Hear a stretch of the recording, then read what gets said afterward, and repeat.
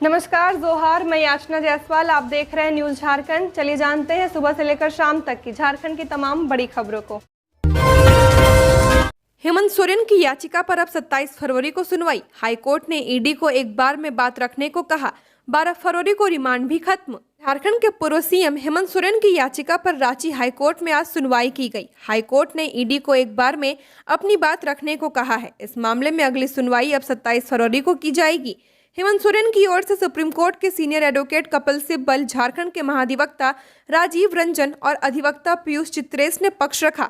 वहीं ईडी की ओर से additional solicitor general SV Raju, अधिवक्ता एके दास ने पैरवी की। जस्टिस चंद्रशेखर की अध्यक्षता वाली खंडपीठ में मामले की सुनवाई की गई। सुनवाई के बाद हेमंत सोरेन की ओर से दाखिल क्रिमिनल रिट याचिका और संशोधन पिटीशन पर जवाब दाखिल करने के लिए अदालत ने प्रवर्तन निर्देशालय को 2 हफ्ते का समय दिया। पूर्व सीएम ने ईडी की गिरफ्तारी के खिलाफ क्रिमिनल और हस्तक्षेप याचिका दायर की है। आज ही हेमंत सोरेन की ईडी रिमांड भी खत्म हो रही है। इससे पहले 5 फरवरी को पूर्व सीएम की याचिका पर हाईकोर्ट में सुनवाई की गई थी, जहां अदालत ने ईडी को अपना जवाब दाखिल करने को कहा था।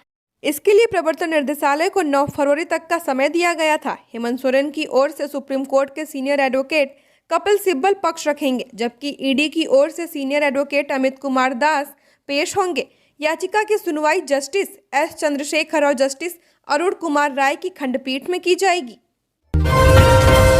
चंपई सोरेन कैबिनेट की दूसरी बैठक शुरू, इन प्रस्तावों पर लगेगी मुहर। झारखंड सरकार की कैबिनेट बैठक आज शाम 4 बजे से मुख्यमंत्री चंपई सोरेन की अध्यक्षता में हो रही है। चंपई सोरेन सरकार की यह दूसरी बैठक है। अभी तक मंत्रिमंडल विस्तार नहीं हो पाया है। इस कारण से सीएम के साथ केवल 2 मंत्री ही हैं, जिसमें मंत्री आलमगीर आलम व सत्यानंद भोक्ता शामिल हैं। 16 फरवरी को मंत्रिमंडल विस्तार हो जाएगा। बता दें कि राज्य सरकार पूर्व में एमएसएमई पॉलिसी लागू कर चुकी है। अब इसे कानून का रूप दिया जा रहा है। आज एमएसएमई एक्ट का प्रस्ताव आ सकता है। इस प्रस्ताव के तहत उद्योग लगाने के लिए राज्य सरकार द्वारा बनाए गए कानून 3 वर्षों तक एमएसएमई पर लागू नहीं होगा। लाइसेंस के लिए वे सेल्फ सर्टिफिकेशन करेंगे, उसे ही सरकार मान लेगी। इससे पूर्व 2 फरवरी को चंपई सोरेन ने मुख्यमंत्री का शपथ ग्रहण करने के बाद तुरंत झारखंड कैबिनेट की बैठक की थी और सरकार के प्राथमिकताओं को गिनाया था। सीएम ने कहा था कि ये सरकार ग्रामीण क्षेत्र से लेकर शहरी क्षेत्र तक को विकास की योजनाओं से सालों तक दूर रखा गया, पर हेमंत सोरेन ने इस दिशा में काम किया है। हम उन योजनाओं को और काम को हम तेजी से आगे बढ़ाएंगे ताकि दोनों क्षेत्र और हर वर्ग को लाभ मिल सके। सभी क्षेत्र को ध्यान में रखते हुए जनहित में कार्य करेंगे। झारखंड के इन 13 जिलों में बारिश का पूर्वानुमान, जाने कब मिलेगी सर्दी से राहत। झारखंड में पश्चिमी विक्षोभ के कारण 13 जिलों में बारिश की संभावना है। कई जिलों में सुबह से ही बादल छाए हुए हैं। रांची समेत पूरे राज्य में 12 फरवरी यानी आज शाम तक बारिश होने के आसार हैं। इस दौरान वज्रपात और हवा चलने की भी संभावना है, जिससे अधिकतम तापमान गिरने और न्यूनतम तापमान बढ़ने के आसार हैं, जिससे ठंड का एहसास ज्यादा होगा। मौसम विभाग के अनुसार 15 फरवरी तक मौसम का मिजाज बदला रह सकता है। लोगों को इसके बाद सर्दी से राहत मिल सकती है। इन जिलों में बारिश को लेकर येलो अलर्ट जारी किया गया है। उनमें पलामू, गढ़वा, चतरा, लातेहार, हजारीबाग, कोडरमा, देवघर, जामताड़ा, धनबाद, बोकारो, रांची, रामगढ़ और लोहरदगा शामिल है। वहीं राज्य के दूसरे जिलों में छिटपुट बारिश हो सकती है। आज सबसे अधिक बारिश पलामू प्रमंडल में पड़ने की संभावना है। साथ ही रांची में बारिश के साथ वज्रपात और तेज हवाएं चलने की भी संभावना है। 13 और 14 फरवरी को राजधानी रांची समेत पूरे राज्य में धीरे धीरे इसका असर दिख सकता है। वहीं 14 के बाद भी मौसम बदला रह सकता है। खबरों में आगे बढ़ने से पहले अगर आपने अभी तक इस चैनल को सब्सक्राइब नहीं किया है तो सब्सक्राइब कर लें, जिससे आपको झारखंड की हर छोटी बड़ी खबर के अपडेट मिलते रहे। तो चलिए बढ़ते हैं खबरों की ओर। झारखंड हाईकोर्ट के अधिवक्ता रविशंकर मिश्रा को अपराधियों ने मारी गोली।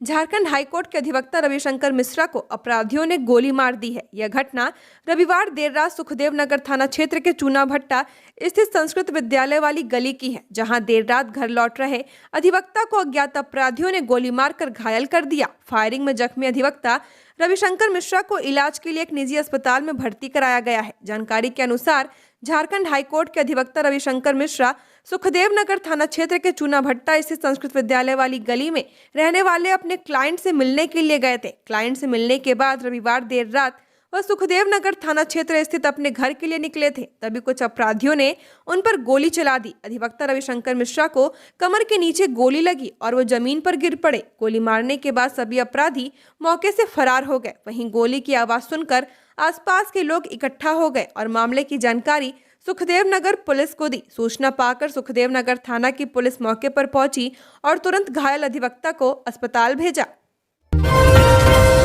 जेएसएससी पेपर लीक मामला, विधानसभा के अवर सचिव गिरफ्तार, 2 बेटे भी हिरासत में, दामाद की हो रही तलाशी। पुलिस बोली पटना के गिरोह से हुई थी डील। झारखंड कर्मचारी चयन आयोग की ओर से ली गई संयुक्त स्नातक स्तरीय परीक्षा सीजीएल 2023 के पेपर लीक मामले में एसआईटी ने बड़ी कार्रवाई की है। एसआईटी ने झारखंड विधानसभा के अवर सचिव मोहम्मद शमीम को गिरफ्तार कर लिया है। उनके 2 बेटों शहजादा इमाम और शहनवाज इमाम को भी हिरासत में लिया गया है। वहीं उनके दामाद की गिरफ्तारी के लिए छापेमारी की जा रही है। गिरफ्तारी के बाद मोहम्मद शमीम ने पुलिस को बताया कि यह सरगना बिहार का है और पटना के एक गिरोह से जुड़ा हुआ है।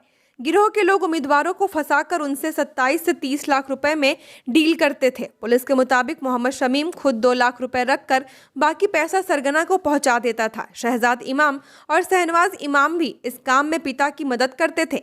नगड़ी के नया सराय से हुई गिरफ्तारी। एसआईटी ने मोहम्मद शमीम के नगड़ी के नया सराय स्थित आवास पर छापेमारी की। वहां तीनों को गिरफ्तार कर लिया। घर से कई उम्मीदवारों के एडमिट कार्ड, ब्लैंक चेक और मोबाइल आदि भी टीम ने जब्त किए हैं। एक उम्मीदवार का ओरिजिनल एजुकेशनल डॉक्यूमेंट भी टीम को मिला है। मोहम्मद शमीम से बीआईटी मेसरा ओपी में पूछताछ चल रही है। वहीं पुलिस की एक टीम दोनों बेटों को लेकर देर रात अलग अलग ठिकानों पर छापेमारी करती रही। बैंक ऑफ इंडिया का एटीएम काट कर ले गए चोर, नहीं थी कोई सुरक्षा व्यवस्था। हजारीबाग में बेखौफ अपराधियों ने हाईवे के बगल में स्थित एक एटीएम की चोरी कर ली। घटना जिले के पदमा प्रखंड की है, जहां बैंक ऑफ इंडिया के एटीएम को चोर काट कर ले गए। जानकारी के मुताबिक एटीएम में 20,92,700 रुपए थे। चोरों ने रविवार की रात करीब 12:15 बजे घटना को अंजाम दिया है। सुबह जब लोगों ने एटीएम का शटर टूटा हुआ देखा तो उन्हें शक हुआ। सामने जाकर देखा तो अंदर से एटीएम ही गायब था, जिसके बाद लोगों ने इसकी सूचना स्थानीय पुलिस और बैंक के अधिकारी को दी। जानकारी मिलते ही बैंक अधिकारी और पदमा पुलिस घटना स्थल पर पहुंची। हजारीबाग में चोरों के हौसले इतने बुलंद हैं कि भीड़भाड़ वाले इलाके से बड़ी बारीकी से एटीएम काट कर ले गए। एक तो एटीएम नेशनल हाईवे के बगल में स्थित है, इसके अलावा पास में ही मकान मालिक का घर भी है। इसके बावजूद चोरों ने ये हिम्मत की है। इधर घटना के बाद बैंक अधिकारी मौके पर पहुंचे और सीसीटीवी कैमरा जांच किया तो पता चला कि घटना रविवार रात लगभग 12:15 की है।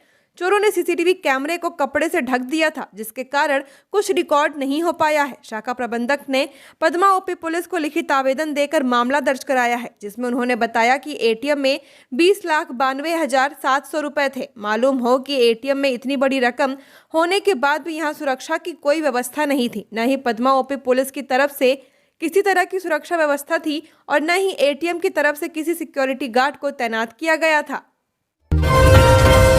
सहायक आचार्य नियुक्ति मामले में सुप्रीम कोर्ट ने सरकार को जारी किया नोटिस।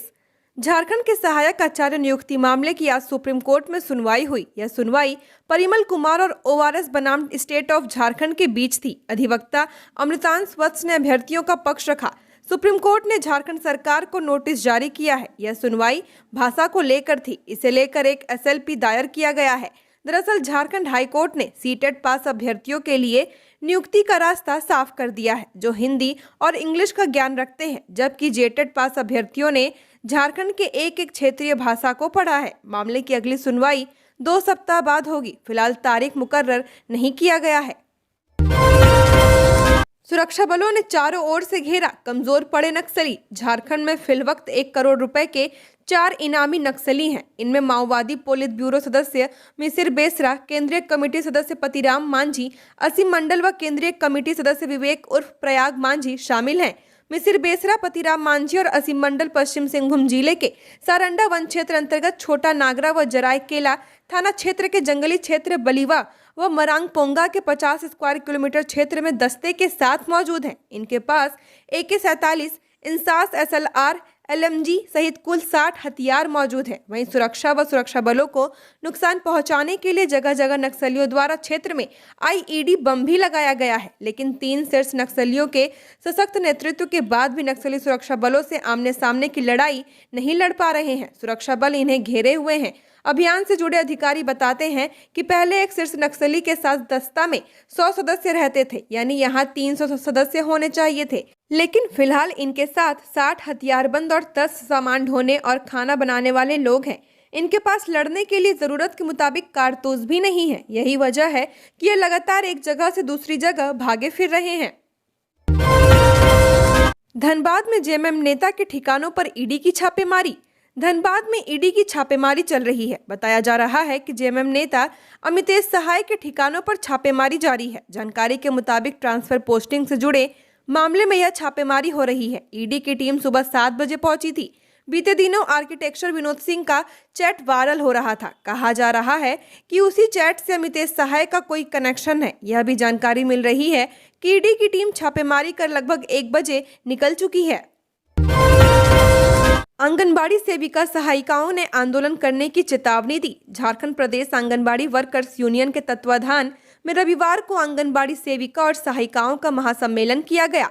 इस मौके पर प्रदेश अध्यक्ष बाल मुकुंद सिन्हा ने कहा कि केंद्र सरकार नाइंसाफी कर रही है। अगर आंगनबाड़ी सेविकाओं और सहायिकाओं की मांग पूरी नहीं हुई तो इसका असर चुनाव में भी पड़ेगा। सेविका सहायिका मांगों को लेकर आंदोलन की भी घोषणा करेंगी। इस मौके पर प्रदेश अध्यक्ष ने कहा कि पूरे देश में 13 लाख आंगनबाड़ी केंद्र हैं, 27 लाख आंगनबाड़ी सेविका सहायिका हैं। उन्होंने नियमावली बनाने, श्रमिक का दर्जा देने तथा सरकारी कर्मचारी घोषित करने, सेविका को 30,000 व सहायिका को 20,000 मानदेय प्रतिमाह देने, सेवानिवृत्ति लाभ एकमुश्त 5 लाख रुपए एवं पेंशन देने, कार्यावधि में मृत्यु होने पर 5 लाख देने और अनुकंपा में सुधार करने, लघु आंगनबाड़ी केंद्र की सेविकाओं का मानदेय सेविका के बराबर लागू करने, आंगनबाड़ी सेविका से ही पर्यवेक्षिका पद पर नियुक्ति करने तथा उम्र सीमा हटाने और भविष्य निधि लागू करने की मांग की है।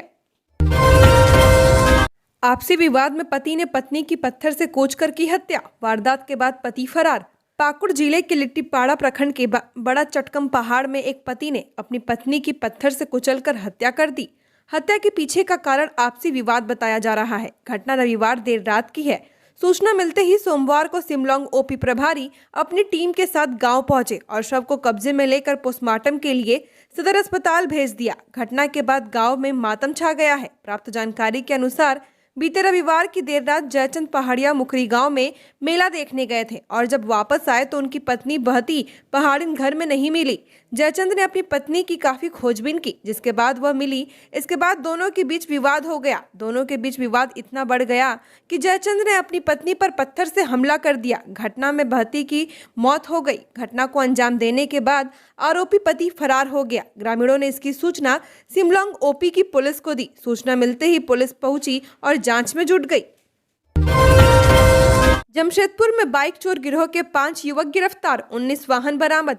साक्षी पुलिस ने शहर से चोरी हुई 19 दोपहिया बाइक व स्कूटी के साथ 5 युवकों को गिरफ्तार किया है। गिरफ्तार युवकों में गोलमुरी देवन बगान निवासी विशाल दास, टेल्को महानंद बस्ती निवासी रोनित दीप उर्फ polio, Burma mines carriage colony निवासी राजन दास, बर्मा माइंस ट्यूब गेट हरिजन बस्ती निवासी राजीव भगत और कासिडिया रोड नंबर 1 बगान नंबर 3 निवासी शंभू पासवान शामिल हैं। गिरफ्तार युवकों की निशानदेही पर कुल 12 बाइक और 7 स्कूटी बरामद की गई है। मानव तस्करी रोकने में PLV निभाएंगे अहम भूमिका, न्यायमूर्ति SN प्रसाद। राज्य में मानव तस्करी रोकने में पारा लीगल वॉलेंटियर की अहम भूमिका है। राज्य में मानव तस्करी रोकने के लिए रेलवे स्टेशन पर PLV तैनात किए जाएंगे ताकि अगर कोई नाबालिग अपने अभिभावक के अलावा किसी दूसरे के साथ नजर आए तो उन्हें तत्काल रोका जा सके। PLV स्थानीय होने के नाते मानव तस्करों को पहचानते हैं। राज्य में गरीबी होने के कारण लोग अपने बच्चों को कमाने के लिए दिल्ली सहित अन्य जगहों पर भेजते हैं। इसलिए सुदूर गांव के सभी ग्रामीणों को जन वितरण प्रणाली से जोड़ने का प्रयास किया जा रहा है। इसमें DLSA और PLV मदद कर रहे हैं। यह बातें झालसा के कार्यकारी अध्यक्ष न्यायमूर्ति SN प्रसाद ने प्रेस वार्ता में कही। वे डोरंडा स्थित न्याय सदन झालसा में आयोजित जिला विधिक सेवा प्राधिकार के सचिवों के 2 दिवसीय राज्य स्तरीय समागम के समापन के दौरान मीडिया से बातचीत कर रहे थे। 2024 तक पूरा नहीं हुआ टारगेट, अब कब मिलेगा 31 लाख लोगों को शुद्ध पानी।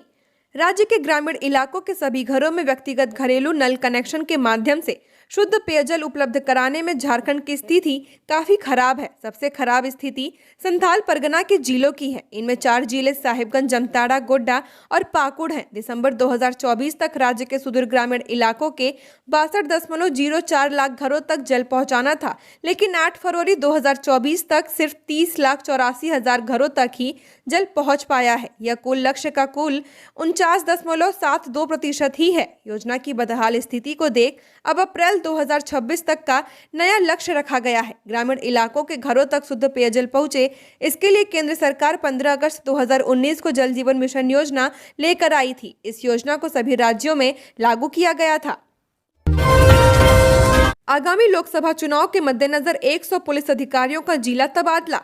आगामी लोकसभा चुनाव को देखते हुए 3 साल व इससे अधिक समय से एक ही जिले में पदस्थापित रहे पुलिस सब इंस्पेक्टर स्तर के अधिकारियों का तबादला कर दिया गया है। इस संबंध में भारत निर्वाचन आयोग ने पत्र लिखकर आग्रह किया था कि जो भी पुलिस अधिकारी एक ही जिले में 3 साल या 3 साल से अधिक जमा हुआ है, उनका जिला ट्रांसफर किया जाए। तबादला किए गए सभी पुलिस अधिकारी 2018 बैच के दरोगा हैं।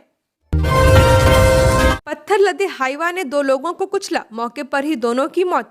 पाकुड़ जिले हिरणपुर थाना क्षेत्र से एक दर्दनाक घटना सामने आई है। दरअसल यहां के डांगापाड़ा शहरग्राम मुख्य सड़क पर बिंदाडीह गांव के पास शनिवार देर रात पत्थर लदे ट्रक ने 2 युवकों को कुचल दिया, जिससे दोनों की घटना स्थल पर ही मौत हो गई। मृतकों में बिंदाडीह गांव के देबू सुरेन 22 वर्षीय व रामेश्वर मरांडी 45 वर्षीय शामिल हैं, जो गाँव में ही सोहराय पर्व मनाकर घर जा रहे थे। इस दौरान वह सड़क पार कर रहे थे, तभी हाईवा ने उनको रौंद दिया। बताया जा रहा है कि यह हाईवा शहरग्राम से पत्थर लोड कर अनियंत्रित रफ्तार से आ रहा था। गुस्साए लोगों ने सड़क जाम किया। घटना से गुस्साए ग्रामीणों ने घटना के तुरंत बाद से ही सड़क जाम कर दिया। रात भर परिजन सड़क पर डटे रहे। उधर घटना की खबर मिलते ही बीडीओ दिलीप टुडू, थाना प्रभारी सुनील कुमार, रवि दलबल के साथ मौके पर पहुंचकर लोगों को समझाने का बहुत प्रयास किया, लेकिन लोग नहीं माने।